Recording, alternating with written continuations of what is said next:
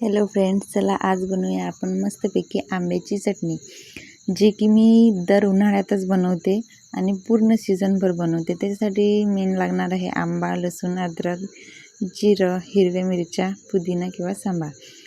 हा माझा किट्टू इकडे भांडे रचत होता।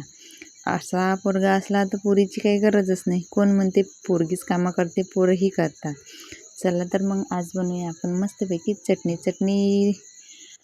जे साहित्य होतं सगळं जे आपण ऑलरेडीच रेडी केलं होतं ते एका मिक्सरच्या भांड्यात टाकलं। मस्तपैकी छोटे छोटे तुकडे करून घेतले होते आंब्याचे आणि जे सगळं सामान होतं ते मिक्सरच्या भांड्यात टाकून घेतलं, झाकण लावून घेतलं आणि मिक्सरला मस्तपैकी गर गर गर गर फिरून घेतलं।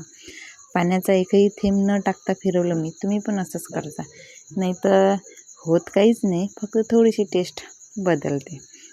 आणि तुम्ही पण या उन्हाळ्यात ही चटणी करून खा, एक नंबर लागते। अशीच होती ती चटणी।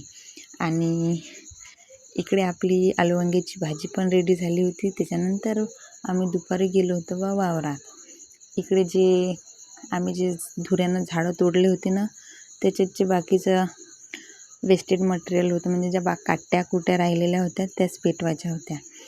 या आगीले पाहून असं वाटते की आपण माणूस म्हणजे किती अहंकारात असतो ना, किती गर्व करतो, पण शेवटी आपल्याला जायचं आहे इथेच, म्हणून जगायचं आहे तर मस्तपैकी सगळ्यांसोबत चांगलं राहूनच जगा, कारण शेवट हाच आहे।